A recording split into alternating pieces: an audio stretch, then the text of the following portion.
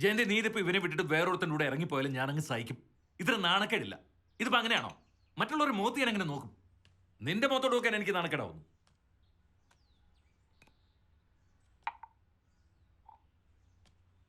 ഈ ചെക്കൻ്റെ കല്യാണമാണെങ്കിൽ കഴിഞ്ഞിട്ടുകൂടിയില്ല. ഞാനിതെങ്ങനെ പറഞ്ഞു മനസ്സിലാക്കും? നിങ്ങൾ വിചാരിക്കുന്ന പോലെ ഒന്നും എനിക്കില്ല. ഞാനൊരു കാര്യം ചോദിച്ചാൽ അമ്മ സത്യം പറയാമോ? അമ്മയ്ക്കിനിപ്പോ വേറെ കെട്ടണോ? അതെ, അത് പറ. വേണ്ട. പിന്നെ എന്താ നിന്റെ പ്രോബ്ലം? നീ വിളിച്ചപ്പോ ഞാൻ മൂകാംബിക്ക് പോകാൻ തയ്യാറായിട്ട് നിൽക്കുമായിരുന്നു. എന്തായാലും ഞാൻ പോയിട്ട് തിരിച്ചു വരട്ടെ. പെങ്ങളായി പോയില്ലേ? ഇത് കേട്ടപ്പോ ഞാനങ്ങ് വല്ലാതായി പോയി. ആരും അറിയാതെ ഞാൻ ഇവിടെ വന്നത്. ആരോടെങ്കിലും പറയാൻ പറ്റുന്ന കാര്യമാണോ അത്? കുടുംബത്തിൽ കയറ്റും ആരെങ്കിലും? ഈ പ്രശ്നം സമുദായക്കാരറിഞ്ഞാൽ പിന്നത്തെ കാര്യം ഞാൻ പറയണ്ടല്ലോ. 2-3 ദിവസത്തിനുള്ളിൽ ഇവിടുന്ന് മാറിയേ പറ്റൂ. ചുറ്റും ഇവരുടെ ആൾക്കാരാ. ഞാൻ ഒരിടത്തും പോകുന്നില്ല. പിന്നെ എന്താ നിന്റെ ഭാവം? നിങ്ങളിങ്ങനെ പ്രശ്നം ഉണ്ടാക്കല്ലേ. ഞാൻ അവളെ പറഞ്ഞ് മനസ്സിലാക്കിക്കോളാം. അവര് തെറ്റിദ്ധരിച്ചതാ ഇതൊക്കെ. അവരമ്മയെ കുറ്റം പറഞ്ഞു തുടങ്ങി. അവർക്ക് ഇങ്ങനെയൊന്നും അറിയില്ലെന്നാണ് അവളുടെ ഉമ്മ പറയുന്നത്. അത് കൊള്ളാം. എടാ, നമ്മുടെ പാരമ്പര്യത്തിൽ ആർക്കും ഇങ്ങനൊരു രോഗം ഞാൻ കേട്ടിട്ടില്ല. ഇതിപ്പോ എന്തും പറയാമെന്നായോ?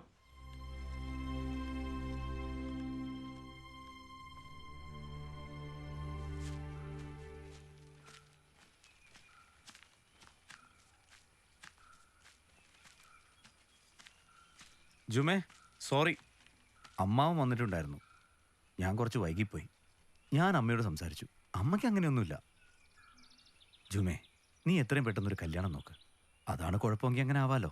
കല്യാണം കഴിച്ചാൽ എന്ത് കുഴപ്പമാ മാറുക? ഇതാരും സമ്മതിച്ചു തരില്ല. ഈ ലെസ്ബിയൻസിന്റെ ഒക്കെ ഒരു സ്വഭാവം ഇത്. സെക്ഷുവൽ ഹോർമോൺസ് കൂടുതലുള്ളതുകൊണ്ടാണ് ഇങ്ങനെ. നിന്റെ വീട്ടുകാർ ജിന്നാണ് ബാധയാണെന്ന് പറയുന്നതിലൊന്നും ഒരു കാര്യമില്ല. അത് അവർക്ക് അറിവില്ലായ്മ കൊണ്ട് പറയുന്ന. ജുമേ, നീ വിചാരിക്കും പോലെയല്ല. ഇതൊരു സൈക്കോളജിക്കൽ പ്രോബ്ലമാണ്. ചികിത്സിച്ചാൽ മാറിക്കോളും. നിങ്ങൾക്ക് ഇത്തിരിയെങ്കിലും ബോധമുണ്ടെന്നാ ഞാൻ കരുതി. മനസ്സിലാക്കാനും പരസ്പരം സ്നേഹിക്കാനും നോക്കണത് മനോരോഗാണോ? ഒരാൾക്ക് ഒരാളോട് ഇഷ്ടം തോന്നുന്നത്, പ്രണയം തോന്നുന്നത് അതൊരു സുഖമല്ലേ? മനോരോഗാണോ? ഇതൊന്നും തോന്നാത്തതും ചുറ്റുവട്ടത്ത് മറ്റാരുമില്ല, ഞാൻ മാത്രമേ ഉള്ളൂ എന്ന് തോന്നുന്നതുമാണ് മനോരോഗം. ഇത് ഇന്നലെ കണ്ട ജുമയില തന്നെയാണോ? അതോ നിന്റെ ഉമ്മ പറയുന്ന പോലെ ജിന്നോ ബാധയോ കൂടിയതാണോ? എന്നെ എന്റെ ഇഷ്ടത്തിന് വിട്ടേക്കൂ. ആർക്കും ഒരു ബുദ്ധിമുട്ടിനും വരുന്നില്ല. ആർക്കും ഒരു ബുദ്ധിമുട്ടില്ലെന്നോ? എന്റെ അമ്മയ്ക്കൊരു ബുദ്ധിമുട്ടാണ്. എന്റെ അമ്മ അത്ര കാര്യമല്ല. നല്ല അന്തസ്സും തറവാടിത്തമുള്ള കുടുംബത്തിൽ ജനിച്ചതാ. ഇനി എന്റെ അമ്മയെ ബുദ്ധിമുട്ടിക്കരുത്, ഫോണിൽ കൂടി പോലും. പരസ്പരം ഇഷ്ടപ്പെടുന്നത് അന്തസ്സല്ലേ രതി? എന്നെ ഈ ജന്മത്തിൽ തിരിച്ചറിഞ്ഞത് രതിന്റെ അമ്മയാ. എനിക്ക് കാത്തിരുന്നതിന് ശേഷം കിട്ടിയ സ്നേഹം അത്. ജുമേ, ഞാൻ നിന്നെ ഇഷ്ടപ്പെട്ടിരുന്നു. നീ എന്നെ പറ്റിക്കുകയാണെന്ന് മനസ്സിലാക്കിയിട്ട് പോലും എനിക്ക് നിന്നോട് ദേഷ്യമില്ല. ഇതൊരു മാനസിക രോഗമാണെന്ന് നീ എന്നെങ്കിലും തിരിച്ചറിയും.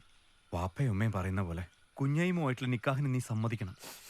എന്റെ കഷ്ടകാലത്തിന് നിങ്ങൾ ചോദിച്ചപ്പോൾ ഞാൻ അത് സമ്മതിച്ചത്. നിങ്ങൾ ഓരോന്ന് പറഞ്ഞു കൊടുത്തിട്ട് എന്റെ കുടിയിലുള്ളവര് ഭ്രാന്തായിരിക്കുക. എന്റെ ജന്മം ഇങ്ങനെ ആയിപ്പോയി. 8ാം ക്ലാസ്സിലായപ്പോ തിരിച്ചറിഞ്ഞതാ ഞാൻ ഇങ്ങനെയാണെന്ന്. പക്ഷെ ഞാൻ ആരോട് പറയും? എന്റെ കുടിയിൽ ആരും എന്നെ മനസ്സിലാക്കിയില്ല. ഇപ്പൊ ഞാനൊരു വരുമാനക്കാരിയും കൂടി എല്ലാവർക്കും. രതി, പ്ലീസ് ഇത് പറഞ്ഞ രതിന്റെ അമ്മയെ വേദനിപ്പിക്കരുത്. അവർക്ക് പ്രഷർ കൂടും. എന്നാ നീ എന്റെ അമ്മയെ കാണാൻ വരരുത്. അമ്മയ്ക്ക് അത് ഇഷ്ടമല്ല. അമ്മ പറയാൻ പറഞ്ഞു നീ അവിടേക്ക് വരരുതെന്ന്. എന്റെ സങ്കടം ഞാൻ ഒന്ന് പറഞ്ഞോട്ടെ രതിന്റെ അമ്മയുടെ അടുത്ത്. ഞാൻ ഒന്നവരെ കെട്ടിപ്പിടിച്ച് കരഞ്ഞോട്ടെ. ആർക്കും ഒന്നും നഷ്ടപ്പെടാനില്ലല്ലോ. എന്നെ ഒന്ന് മനസ്സിലാക്കി രതി, പ്ലീസ്.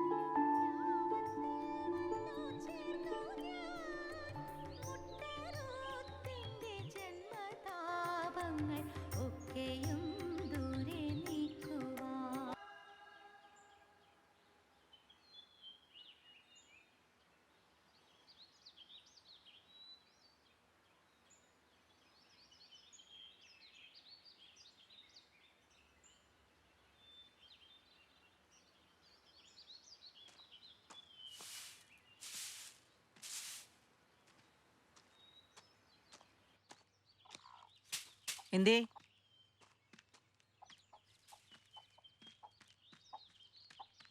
ഓള് പിന്നെയും പ്രശ്നം ഉണ്ടാക്കിയോ? അതോ ഇജ്ജ് പ്രശ്നം ഉണ്ടാക്കാൻ വന്നതാ? ഏയ്, ഞാനിവിടെ ആരെയും കാണാത്തോണ്ട് ജുമ എണീറ്റില്ലേ? ഓള് ഞെണീറ്റിലും കുഴപ്പമില്ല. മുസീബത്ത് എല്ലാവരും നാണം കെടുത്താൻ.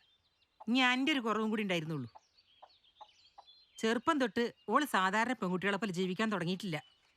10ാം ക്ലാസ് കഴിഞ്ഞപ്പോൾ എത്ര ബഹളം ഉണ്ടാക്കിയിട്ട് അവർ നിക്കാഹ് നടത്തിയത്. എന്നിട്ട് അവിടുന്ന് പോന്നു. അപസ്മാരം. മാപ്പിള ഓളടുത്തേക്ക് എപ്പോൾ ചെന്നാലും അപസ്മാരം തുടങ്ങും. കുടിയിലുള്ളവരെ വിഷമിപ്പിക്കാൻ ജനിച്ചാലോ ഓള്. വാപ്പുട്ടിയാക്കെ ഓളുടെ അസുഖത്തിന്റെ കാര്യം എനക്കറിയണ്ടേ? ബാപ്പാ, ഇന്നോട് ഇങ്ങനെ ചെയ്യണ്ടായിരുന്നു. ഓൾ ഇങ്ങനെയാന്ന് അറിഞ്ഞിട്ട് നിങ്ങൾ ഈ കല്യാണം നടത്തരുതായിരുന്നു. എന്താ ഇപ്പൊ ഉണ്ടായേ? ഓൾക്ക് അപസ്മാര. മോളെ, എനക്ക് എന്താ പറ്റിയേ? ഇപ്പൊ കുറഞ്ഞോ? അതൊന്നല്ല ഓളെ രോഗം. ഓക്ക് എൻ്റെ അടുത്ത് വരുമ്പോൾ അപസ്മാരം.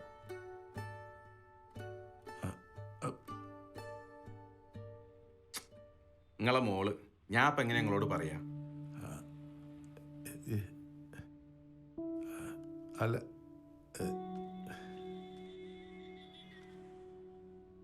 കല്യാണം കഴിഞ്ഞിട്ട് ഇത്ര ദിവസമായിട്ടുള്ളൂ. ഞാൻ ഇനി എങ്ങനെയാ നാട്ടുകാരെ മുഖത്ത് നോക്കുക? എൻ്റെ ഒരു ഗതികേട്. ആരും ഇതറിയണ്ട. അവനവൻ്റെ കുട്ടികൾ എന്താന്നുള്ളത് നിങ്ങൾ ആദ്യം അറിയണം. അവരുടെ സ്വഭാവം, അസുഖം ഉണ്ടെങ്കിൽ അതും. എന്നിട്ടേ ഒരാളുടെ തലയിലേക്ക് ആക്കാവൂ. കൂട്ടിക്കൊണ്ട് പോയിക്കോളി. ഞാൻ എന്തെങ്കിലും പറഞ്ഞോളാം ഇവിടെ. എനിക്ക് ഓലോടെ കഴിയാൻ പറ്റൂല പപ്പ. എനിക്കിനി ഒരാണിന്റെ കൂടെ കഴിയാനും ആവൂല. ഞാനിപ്പോ എന്താ ചെയ്യാ? പഠിച്ചോനെ, എന്താ എന്റെ കുട്ടിക്ക് പറ്റിയ? എനിക്കൊന്നും മനസ്സിലാവണില്ലല്ലോ.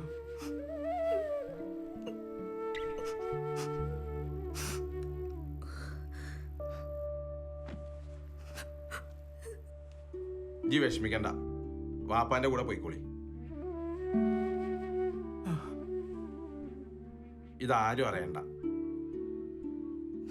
പാപ്പ, ഉമ്മ അറിഞ്ഞ എന്നെ കൊല്ലും പാപ്പ. നിങ്ങളിത് പറയരുത് ടോളി.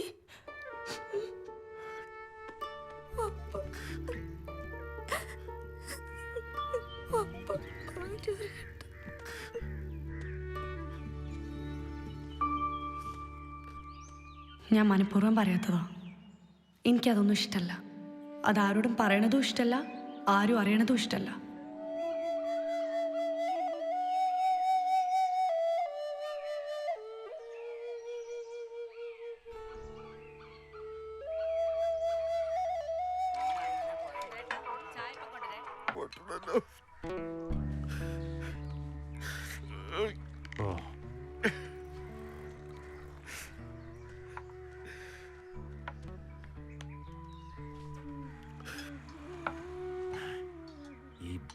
ഈ വാപ്പുട്ടിയുടെ മോള അത്ര കുഴപ്പക്കാരി. മറ്റേ പെണ്ണിന് അങ്ങനെയൊന്നുമില്ല. എന്താലേ നമ്മൾ ചോദിക്കുന്നതിനാണ് കുഴപ്പം. എന്താ അത്? എന്താ ചെയ്യുക? നാട്ടുകാരെല്ലാവരും കേട്ടിട്ട് നെട്ടിരിക്കുകയത് അല്ലേ? അതുകൊണ്ട് എന്തൊക്കെ കുഴപ്പമുണ്ടാകാൻ പോകുന്നത്?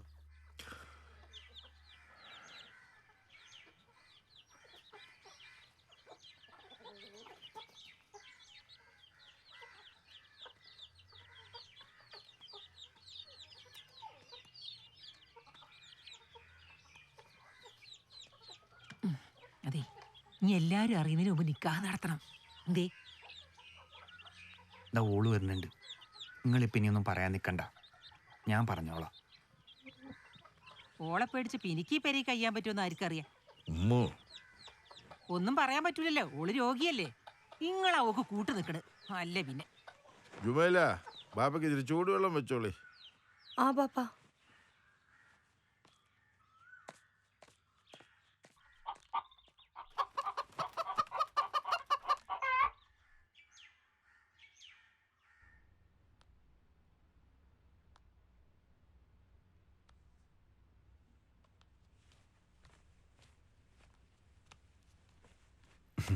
അമ്മേ,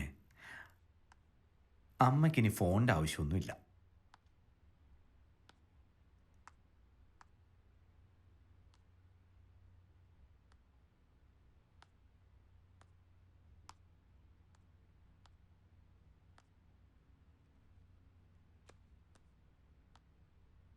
ഞാനേ ഒന്ന് പുറത്ത് പോയിട്ട് വരാം. ഉം?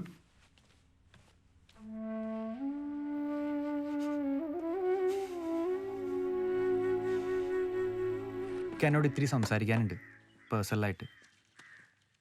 ഉമ്മയും വാപ്പയും നമ്മുടെ കല്യാണം തീരുമാനിച്ച് എന്നോട് പറയണ്ടെന്ന് പറഞ്ഞു. പക്ഷെ എന്നോട് പറയാണ്ട് വയ്യ.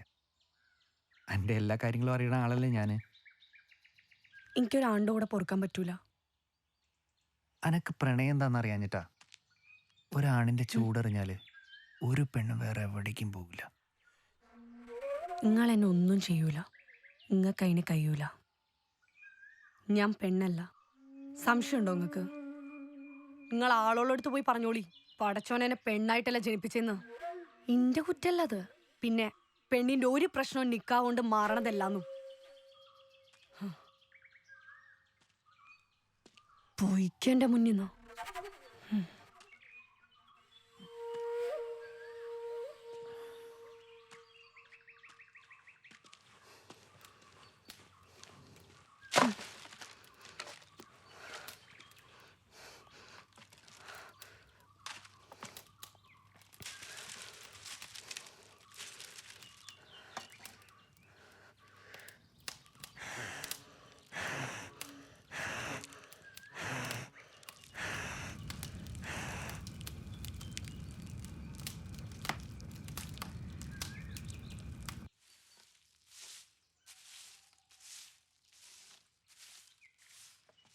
അങ്ങോട്ട് നോക്കി.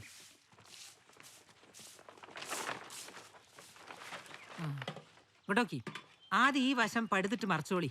ഒരു ഇബിലീസിന്റെ നോട്ടം ഇന്റെ പെരീക്ക് വേണ്ട.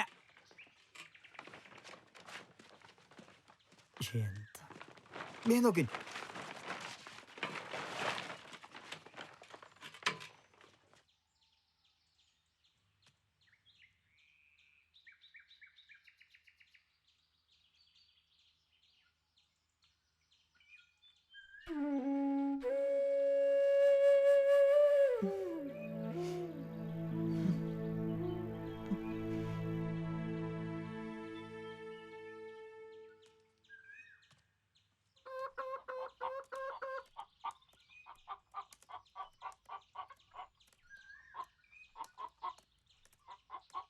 അപ്പൊ കുഞ്ഞുമ്മേ കല്യാണം കഴിഞ്ഞിട്ടാണ് തങ്ങളുടെ തോളെ കൊണ്ടുപോണത്?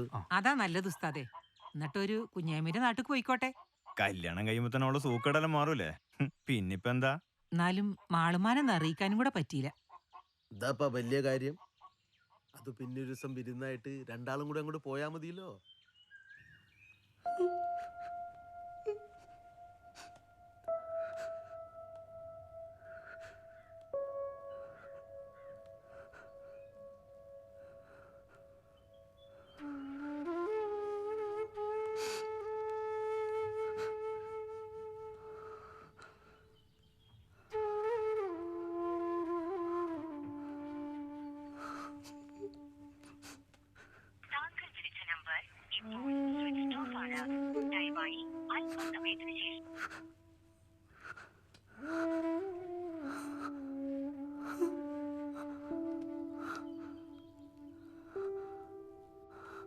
ചുമേ, ഞാൻ നമ്മുടെ പ്രണയത്തെ തള്ളി പറഞ്ഞല്ല. അവനതൊരിക്കലും അംഗീകരിക്കില്ല. അവനൊന്ന് പൊക്കോട്ടെ. നീ വിഷമിക്കരുത്. ഇതൊക്കെ ഒന്ന് ആറി തണുക്കട്ടെ. അവൻ അപ്പുറത്തുണ്ട്. ഞാൻ സമയം പോലെ നിന്നെ പിന്നെ വിളിച്ചോളാം. ചുമേ, നീ സങ്കടപ്പെടരുത് പ്ലീസ്.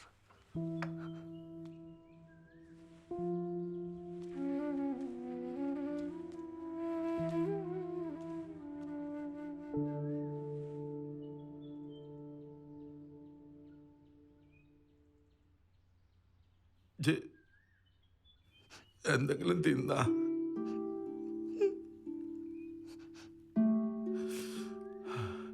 പഠിച്ചോൻ തരണതാ മനുഷ്യന്റെ ഓരോ കാര്യങ്ങളും.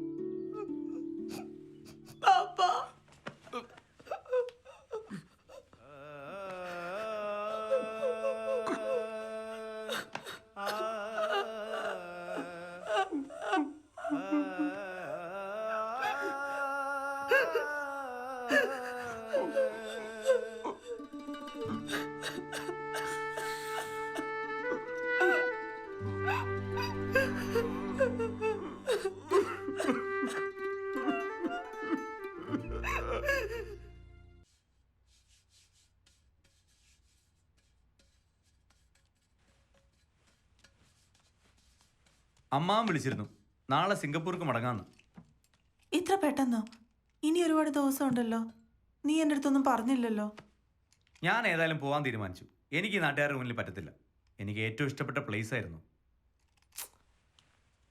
ഞാൻ എന്താ പറയുക, എന്താ ചെയ്യുക? എന്നെ ആരും മനസ്സിലാക്കുന്നില്ലല്ലോ. ഞാൻ എന്ത് തെറ്റ് ചെയ്തിട്ടാ? അമ്മ ഇന്ന് തന്നെ പോകാൻ റെഡിയാവ്.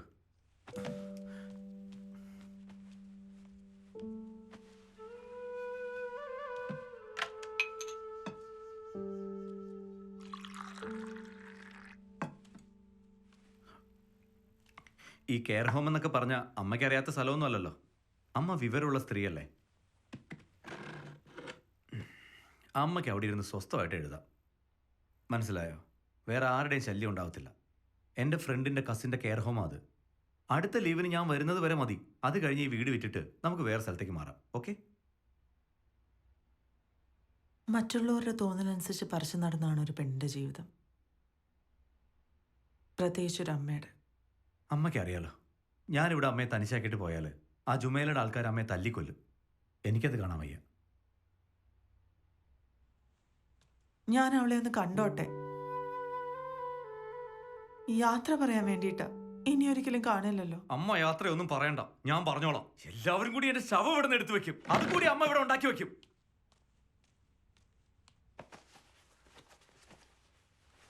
പതിനെട്ട് വയസ്സ് വരെ അച്ഛൻ്റെ നിർദ്ദേശം, പിന്നീട് കെട്ടിയോൻ്റെ. 19ാമത്തെ വയസ്സ് നീ ഉണ്ടായി. ഞാൻ ആരാണെന്ന് മനസ്സിലാക്കി തുടങ്ങിയപ്പോഴേക്കും വിധവ. പിന്നെ എല്ലാം നിന്റെ തീരുമാനങ്ങളായി. ഇതും നീ തീരുമാനിച്ചു ഇവിടുന്ന് പോവാൻ.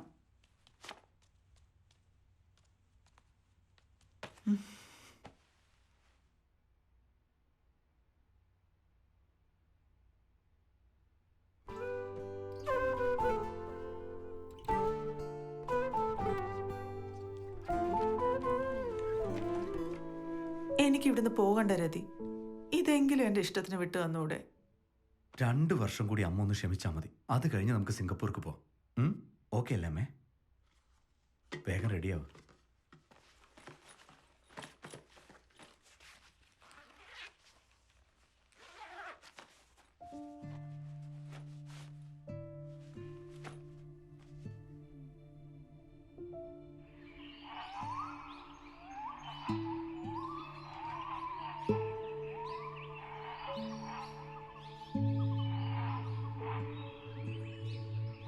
വീഴാമ്പല് മരിച്ചാൽ മാത്രമേ ഇണയെ പിരിയൂ.